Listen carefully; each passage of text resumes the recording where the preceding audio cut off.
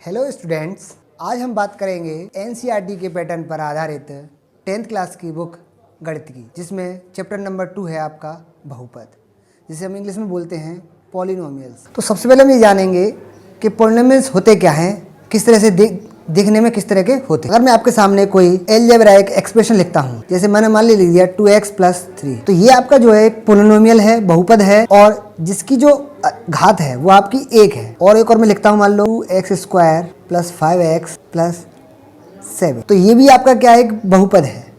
लेकिन इसमें अगर आप देखेंगे तो इसकी जो घात है आपकी वो कितनी है, 2। तो बहुपद की जो घात होती है वो होती है किसी दिए गए व्यंजक की अधिकतम घात। अगर इसमें देखेंगे आप तो x की जो अधिकतम घात है वो कितनी है, 1 है। और इस वाले अगर व्यंजक में आप देखते हैं, एक्सप्रेशन में देखते हैं, तो यहाँ पर जो x की अधिकतम घात आपको दिख रही होगी, यहाँ पर ये आपकी 2 है। तो जो अधिकतम घात होती है वो आपकी जो है बहुपद की घात कहलाती है।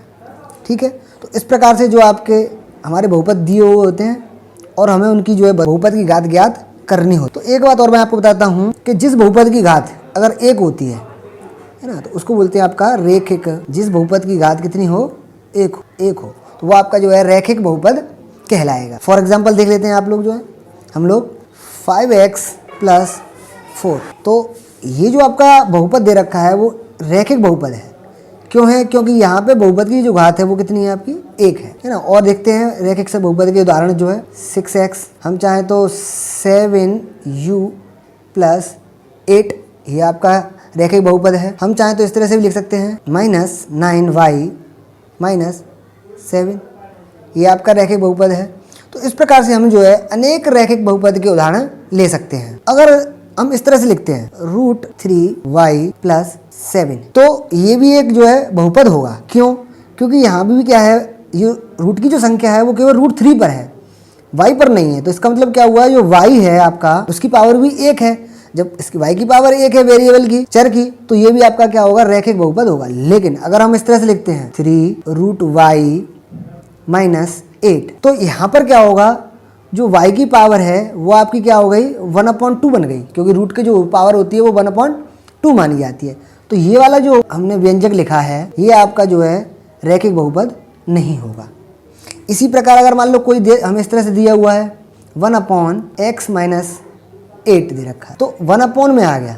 ठीक है, तो इसका मतलब ये वाला भी आपका जो क्या होगा, रैखिक बहुपद नहीं होगा, अर्थात बहुपद ही नहीं होगा। रैखिक तो दूर की बात हो गई, ये भी आपका जो है कैंसिल हो जाएगा। तो अब बात करते हैं हम नंबर 2 पर, जो आता है वो आपका आता है द्विघात बहुपद। द्विघात बहुपद, तो जैसा कि मैंने आपको पहले बताया कि द्वि मतलब होता है 2 और घात मतलब 2, घात जानते हैं आप जो है। तो जिस बहुपद की घात अगर 2 हो, जिस बहुपद की घात कितनी हो, 2 हो, तो उसको बोलेंगे हम द्विघात बहुपद। अब इसके कुछ उदाहरण देख लेते हैं। देखिए इस तरह से 5x² + 7x - 3, तो इस व्यंजक में आप देखेंगे यहाँ पे जो x की सबसे अधिकतम घात जो है वो आपकी कितनी है, 2 है। और जैसा कि हमने अभी आपको बताया कि जिस बहुपद की घात 2 हो तो वो आपका द्विघात बहुपद कहलाता है। तो इसका मतलब ये जो एक्सप्रेशन आपका दिया हुआ है ये आपका जो है द्विघात बहुपद होगा। और अगर उदाहरण देखना चाहें -8v² - 7, तो अगर हम इस वाले व्यंजन को देखते हैं, व्यंजक को, तो आप देखेंगे इसमें भी जो है v की जो पावर है, अधिकतम पावर कितनी है, 2 है और 2 है। इसका मतलब ये वाला जो व्यंजक दे रखा है, आपका एक्सप्रेशन दे रखा है, ये वाला भी आपका क्या होगा, द्विघात बहुपद होगा। तो इस प्रकार से हम और अन्य भी बना सकते हैं। हम चाहें तो y में भी बना सकते हैं, जैसे मान लो y² + 7y, तो ये भी आपका क्या होगा, द्विघात बहुपद होगा, क्योंकि सबसे अधिकतम घात कितनी है, यहाँ पे 2 है, दिख रही है आपको 2। इस तरह से जो है और उदाहरण लेना चाहें, लेकिन अगर इस तरह से दिया होगा 1/, है ना, y² + 7y - 9 दिया होगा, तो इस फॉर्म में अगर जो दे रखा है, देखने में तो लगेगा ये बहुपद हो सकता है, लेकिन 1/, में दे रखा है, भिन्न के रूप में दे रखा है, तो ये वाला जो आपका बहुपद नहीं होगा। ठीक है, और भी ले सकते हैं, जैसे मान लो हम लेना चाहें 7y² + 3√y + 8, है ना। और इसको अगर देखना चाहें तो यहाँ पे y की पावर 2 तो है, लेकिन यहाँ पे क्या है, y की पावर 1/2 आ गई। तो जिस एक्सप्रेशन में जो वेरिएबल दे रखा है उसकी पावर कभी भी भिन्न के रूप में नहीं आ सकती, तो यहाँ पे y की पावर 1/2 काम करेगी, अर्थात भिन्न के रूप में आ जाएगी। तो इसका मतलब ये हुआ कि ये वाला जो आपको व्यंजक दे रखा है ये आपका बहुपद नहीं होगा। अर्थात तो इस तरह से हम द्विघात बहुपद को पहचान सकते हैं। अब आगे बढ़ते हैं त्रिघात बहुपद की। तो त्रि मतलब होता है 3। तो अर्थात ऐसा बहुपद जिसकी घात कितनी हो, अधिकतम बहुपद की घात कितनी हो, 3 हो, तो हम कह सकते हैं वो त्रिघात बहुपद होगा। अगर उदाहरण देखना चाहें, उदाहरण देखते हैं, जैसे मान लो x³ + 7x - 3। तो अब इस आप व्यंजक को देखते हैं तो यहाँ में अब दिख रहा है कि x की जो पावर है सबसे अधिक, भाई यहाँ पे 3 है, यहाँ पे x की पावर 1 है, यहाँ पे कुछ है ही नहीं। तो सबसे जो अधिकतम घात हमें दिख रही है वो आपको कितनी दिख रही है, x की पावर 3 दिख रही है, 3 दिख रही है। जब x की पावर 3 है तो इसका मतलब ये हुआ कि बहुपद की घात 3 हो गई, और जब बहुपद की घात 3 हो गई तो ये वाला जो बहुपद होगा पूरा का पूरा आपका त्रिघात बहुपद हो जाएगा। और भी उदाहरण ले सकते हैं हम, x² + 7x³ - 8x - 3। तो अगर आप इस वाले एक्सप्रेशन को देखते हैं, है ना, तो यहाँ देखेंगे तो यहाँ पे क्या है, x की पावर 2 सबसे पहले लिखी हुई है ना, फिर उसके बाद 7x की पावर 3 है। तो कहीं भी दे रखी हो हमें कोई मतलब नहीं, हमें ये केवल देखने से मतलब है कि भाई इस व्यंजक में या इस एक्सप्रेशन में सबसे अधिकतम घात जो है वो कितनी है। तो साफ दिख रहा है यहाँ पे x की पावर 2 है, यहाँ पे x की पावर 3 है, यहाँ x की पावर 1 है। तो जो सबसे अधिकतम घात है वो कितनी है, x की पावर 3 है। अर्थात ये वाला एक्सप्रेशन जो दिया हुआ है हमें, ये भी आपका जो है त्रिघात बहुपद होगा। बात समझ में आई। इस तरह से अपन जो है त्रिघात बहुपदों को पहचान सकते हैं और उनकी घात भी आराम से निकाल सकते हैं। और भी लिखना चाहें, जैसे मान लो 8 - x³, तो ये भी आपका जो है त्रिघात बहुपद होगा। लेकिन अगर इस तरह से दिया रखा होगा 1/, x³ + 2x² + x - 3 दे रखा होगा, तो इस तरह का जो एक्सप्रेशन होगा 1/ वाला, तो ये आपका जो है बहुपद नहीं होगा। और अगर हम लेना चाहें, जैसे इस तरह से भी ले सकते हैं कि भाई x³ + 7x 4/3 + x² - 8। तो अब इस वाले एक्सप्रेशन को अगर हम देखते हैं तो जैसा कि मैंने आपको पहले ही बताया कि अगर जो वेरिएबल दे रखा है, ये वाला जो हमारा व्यंजन है या व्यंजक है या एक्सप्रेशन है, तो ये हमारा x में है और x की पावर यहाँ 3 है, यहाँ x का 4/3 है, यहाँ प्लस यहाँ पे x/2 है। तो कभी भी x की पावर जो है आपकी फ्रैक्शन में नहीं आएगी, भिन्न के रूप में नहीं आएगी। और जैसे ही भिन्न के रूप में आ गई तो आप कह देंगे कि ये वाला एक्सप्रेशन आपका जो है बहुपद नहीं हो। तो इस तरह से हम जो है रैखिक बहुपद, द्विघात बहुपद, त्रिघात बहुपद या किसी भी बहुपद को हम जो है आसानी से पहचान सकते हैं और उस बहुपद की जो है घात को हम ज्ञात कर सकते हैं। अब बात करते हैं किसी भी दिए गए बहुपद के शून्यक की। शून्यक अर्थात जीरोज़। अगर आपको कोई बहुपद दे रखा है और उसके हमें शून्यक ज्ञात करने हैं, जीरोज़ ज्ञात करने हैं, तो वो किस प्रकार से जो है निकाले जाते हैं। ठीक है, तो जैसे हम मान लेते हैं कोई एक व्यंजन वो दे रखा है बहुपद जो है 5x - 7। ये आपका जो है एक बहुपद दे रखा है और हमें इस बहुपद के जो है जीरोज़ निकालने हैं, शून्यक निकालने हैं। तो वो किस प्रकार से जो है निकाले जाएंगे। तो सबसे पहले हमारा काम होता है जो भी आपका बहुपद दे रखा है, जैसा कि आप देख रहे हैं जीरोज़, शून्यक निकालने हैं आपको, तो इस पूरे बहुपद को हम क्या करेंगे, =0 करेंगे। क्या करेंगे, सबसे पहले जो भी हमें एक्सप्रेशन दे रखा है या बहुपद दे रखा है उसको हम क्या करेंगे, =0। तो हमारा काम यहाँ क्या होगा, 5x - 7 = 0 कर देंगे। क्योंकि हमें जीरोज़ निकालने हैं, शून्यक निकालने हैं, तो हम क्या करेंगे, दिए हुए बहुपद को बराबर कर देंगे 0 के। हमने बराबर 0 कर दिया। अब क्या करेंगे, इसको कर देंगे सॉल्व। तो 5x = 7 को उधर ले जाएंगे, माइनस का है तो आपका प्लस का बन जाएगा। तो 5x = हो गया 7। अब यहाँ से हम x की वैल्यू अगर फाइंड आउट करेंगे तो आपकी वैल्यू आ जाएगी 7/5। तो इसका मतलब ये हुआ कि x = 7/5 वैल्यू आई है, x = 7/5 जो वैल्यू आई है, ये आपके क्या होगा, इस दिए गए बहुपद का शून्यक होगा। क्या होगा, शून्यक होगा। अर्थात 5x - 7 का शून्यक या जीरोज़ x = 7/5। तो इस प्रकार से अपन जो है शून्य ज्ञात कर लेते हैं। तो हमने अभी शून्यक निकालना सीखा। अभी देखो और शून्यक निकाल के दिखाते हैं आपको। जो है एक ले लिया हमने, मान लो 7x - +10। अब ये आपका क्या है, बहुपद दे रखा है, फिर हमने इसका शून्यक निकालना है। तो जैसा कि मैंने आपको बताया, जब हमें किसी बहुपद का शून्यक निकालना हो, जीरोज़ निकालना हो, तो उस बहुपद को क्या करते हैं, = हम 0 कर देते हैं। तो हम क्या करेंगे, 7x + 10 को = करेंगे 0। = हमने 0 किया, फिर इसको क्या करते हैं, सॉल्व करते हैं। सॉल्व करेंगे तो यहाँ से देखेंगे 7x = -10 हो जाएगा, x = आपका आ जाएगा -10/7। तो इस प्रकार से अपन जो है, इसका मतलब ये हुआ कि जो हमारे पास दिया हुआ था 7x + 10, 7x + 10 दे रखा था बहुपद, उस बहुपद का जो शून्यक आया है वो आपका आया है -10/7। ठीक है, अब बात कर लेते हैं शून्यक के बाद जो है कि जो हमारे बहुपद है उनकी जो जनरल फॉर्म है वो क्या होती है, साधारण रूप क्या होता है उनका जो है, तो जनरल फॉर्म। तो सबसे पहले जैसा कि हमने बताया आपको रैखिक बहुपद, तो इसका जो आपका जनरल फॉर्म होता है, साधारण रूप जो होता है वो होता है आपका ax + b। तो ये जो है रैखिक बहुपद का जनरल फॉर्म है, साधारण रूप है। यहाँ पे आप देखेंगे x की पावर जो है वो कितनी है, 1 है, घात जो है 1 है, अर्थात इस बहुपद की जो घात है वो आपकी कितनी है, 1 है। तो ये जो है आपका रैखिक बहुपद का जनरल फॉर्म है, साधारण जो है रूप है। अब अगर इसके शून्य की बात करते हैं तो यहाँ से जो शून्य निकल के आपका आएगा, 0 जो निकल के आएगा, उसके लिए हमें क्या करना पड़ेगा, इस बहुपद को इक्वल्स टू करना पड़ेगा 0। तो हम क्या करेंगे, ax + b = 0 कर देंगे। भाई हमें शून्य जो निकालना है उसके लिए हमें 0 करना पड़ेगा पूरे बहुपद को। यहाँ से हमने 0 किया तो यहाँ से आपका निकल के आएगा ax = -b और x आपका आ जाएगा -b/a। ठीक है, तो ये आपका क्या हो गया, तो ये आपका जो है जो हमारा रैखिक बहुपद था जनरल फॉर्म में, उसका जो शून्य निकल के आ गया वो आपका आ गया -b/a। ठीक है, तो अब बात करते हैं जो है दूसरे नंबर की रैखिक बहुपद है आपका द्विघात बहुपद। तो इसकी जो जनरल फॉर्म होती है वो आपकी होती है ax² + bx + c। ये आपकी इसकी जनरल फॉर्म होती है और ये जनरल फॉर्म हमें याद रखनी है।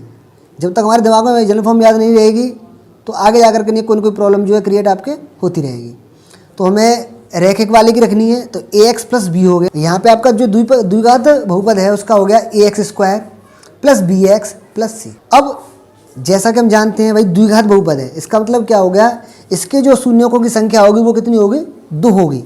और यहाँ पर जो शून्यकों की संख्या थी वो कितनी थी 1, क्योंकि यहाँ पे जो बहुपद की घात है वो 1 है, रैखिक बहुपद है, तो शून्यकों की संख्या भी कितनी होगी, 1 होगी, जो कि आपका x = -b/a निकल के आ जाता है। अब जब द्विघात की बात कर रहे हैं तो यहाँ पे क्या है, आपका जो अधिकतम घात है वो 2 है, अर्थात द्विघात बहुपद है, तो इसके जो शून्यकों की संख्या होगी वो कितनी होगी, 2 होगी। कितनी होगी, शून्यकों की संख्या आपकी यहाँ पर हो जाएगी 2। तो अब मान के चलते हैं कि ये आपका जो बहुपद दे रखा है इसके जो शून्यक हैं वो आपका एक तो है अल्फा और एक आपका है। ठीक है, तो अब जब हम द्विघात बहुपद की बात कर रहे हैं, हमने एक जो शून्यक है वो अल्फा ले लिया, एक ले लिया हमने बीटा, तो आपस में शून्यक और इसके जो गुणांक है उनमें संबंध ये निकल के आता है अल्फा + बीटा = -b/a, और एक और निकल के आता है alpha × beta, alpha beta = c/, और इन संबंधों से हम क्या कर सकते हैं, दोनों के दोनों जो शून्यक हैं उनको हम ज्ञात कर सकते हैं। एक तो आपका बन गया, एक समीकरण निकल के आ गया अल्फा + बीटा = -b/a, और एक आपका संबंध निकल के आ गया अल्फा बीटा = c/a। तो एक तरह से जो द्विघात बहुपद होता है उसके 2 मूल होते हैं, 2 शून्यक होते हैं, जिनमें आपस में संबंध जो होता है वो ये होता है अल्फा + बीटा = -b/a। ये हमें दिमाग में बिठा लेना है, अल्फा × बीटा = c/। इस प्रकार से हम जो है द्विघात बहुपद को समझ सकते हैं और उनके गुणों को जान सकते हैं। अब आगे बढ़ते हैं इसी क्रम में बढ़ते हैं। तो तीसरे नंबर पे आता है आपका त्रिघात बहुपद। ये आपका आ गया त्रिघात बहुपद। तो त्रिघात बहुपद का जो साधारण रूप होता है वो होता है आपका ax³ + bx² + cx + d। ax³ bx² + cx + d। ठीक है, ये आपका क्या है, त्रिघात बहुपद की जनरल फॉर्म है। तो इसका मतलब जब त्रिघात है इसका मतलब इसके शून्यकों की संख्या जीरोज कितने होंगे, इसके जीरोज होंगे आपके 3। कितने जीरोज होंगे, 3। तो हम मान के चलते हैं इसके जो 3 जीरोज हैं वो आपके हैं अल्फा बीटा गामा। अब जिस प्रकार हमने द्विघात बहुपद के निकाले alpha × beta, alpha + beta, alpha × beta, इसी प्रकार इस त्रिघात बहुपद के भी होते हैं। अब इनके बीच में हमें संबंध निकालना है। भाई ये तो हमारे शून्यक हो गए, अल्फा शून्यक हो गया, बीटा शून्यक हो गया, गामा शून्यक हो गया, और इसके ये क्या है, गुणांक हैं। मान लो x³ का गुणांक a है, x² का गुणांक b है, x का गुणांक c है, ये कांस्टेंट वैल्यू है आपकी जो है। तो अब इन शून्यकों और इसके जो गुणांक हैं आपस में जो रिलेशन होता है वो हमें पता लगाना है। तो देखो एक तो हमने निकाल दिया द्विघात के लिए, अब इसके लिए क्या होगा, अल्फा + बीटा + गामा = आपका होगा। तो यहाँ से जो इसके शून्यकों और इसके जो गुणांक में संबंध निकल के आता है अल्फा + बीटा + गामा = -b/, एक निकल के आता है अल्फा बीटा, बीटा गामा और गामा अल्फा = आता है आपका c/, और एक आपका निकल के आता है alpha × beta × gamma = alpha beta gamma = -d/a। तो इस प्रकार से अपन जो है त्रिघात बहुपद के मूलकों के बीच में जो है हम संबंध ज्ञात कर सकते हैं और ये हमें याद रखना है। तो ये आपको जो है मूलकों और गुणांकों के बीच में संबंध आपको याद रखने हैं, ठीक है। तो त्रिघात के 3 मूलक होते हैं, जीरोज होते हैं, शून्यक जो है, द्विघात के 2 होते हैं और रेखिक के वो आपके 1 होता है, ठीक है, शून्यक जो है। अब बात करते हैं बहुपदों के शून्यकों का ज्यामितीय अर्थ। तो जैसा कि हम पहले पढ़ चुके हैं, अगर मान लो कोई y = ax + b फॉर्म में कोई हमें बहुपद अगर दे रखा है, ठीक है, तो ये जो बहुपद दे रखा है हम पिछली क्लास में पढ़ चुके हैं, ये एक सरल रेखा को रिप्रेजेंट करेगा। किसको करेगा? एक सरल रेखा को। अगर हम एक उदाहरण लेते हैं y = 2x + 3 अगर लेते हैं तो ये भी क्या करेगा? एक सरल रेखा को रिप्रेजेंट करेगा, ठीक है। और ये सरल रेखा क्या है? बिंदु -2, -1 तथा 2,7 से होकर जाएगी। कहाँ से जाएगी? -2,1 से तथा 2,7 से होकर के जाएगी।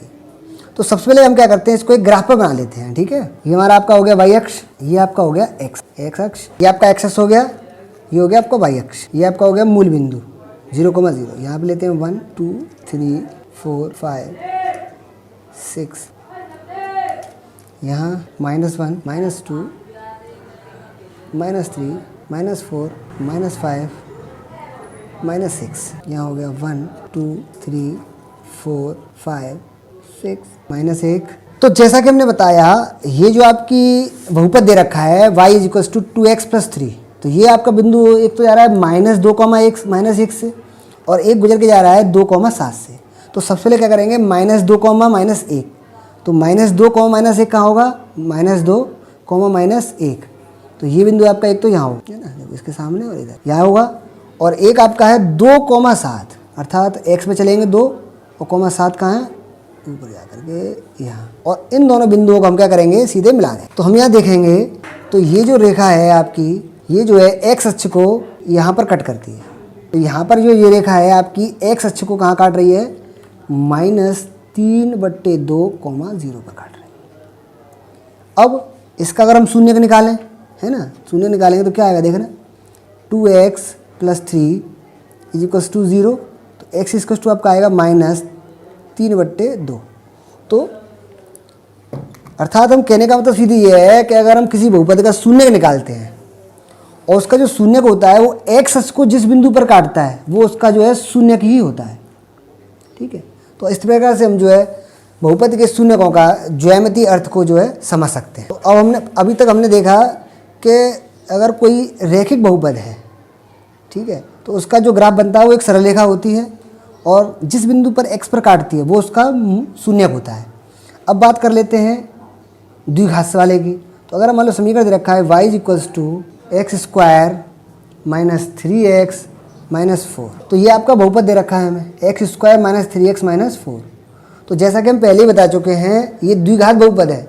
इसको जो शून्यक होंगे वो कितने होंगे? आपके 2 शून्यक होंगे, ठीक है। जब 2 शून्यक होंगे इसका मतलब ये हुआ कि ये इसका जो ग्राफ बन के आएगा वो जो है x अक्ष को 2 बिंदुओं पर कट करेगा। और एक बात और ध्यान रखेंगे, जब भी अगर हम द्विघात बहुपद का अगर ग्राफ खींचते हैं तो या तो उसका ग्राफ इस तरह से होगा, उल्टा यू, या फिर होगा इस तरह से, ठीक है, जिसका नाम होता है परवलय। इस तरह की जो शेप होती है इसको बोलते हैं परवलय।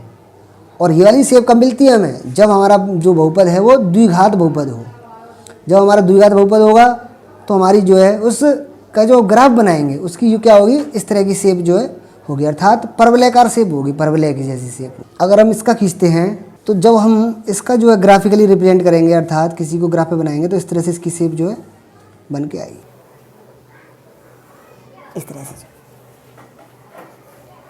अब आप देख रहे होंगे यहाँ पर इसका जो हमने ग्राफ बनाया है, तो x अक्ष को, इस वाले अक्ष को, x अक्ष को जो है एक इस बिंदु पर काट रहा है और एक इस बिंदु पर काट रहा है ना। तो ये जिस बिंदु पर x अक्ष को काट रहा है ये इसके क्या होंगे? दोनों के दोनों शून्यक होंगे। ये पहला शून्यक, ये दूसरा शून्यक हो जाएगा।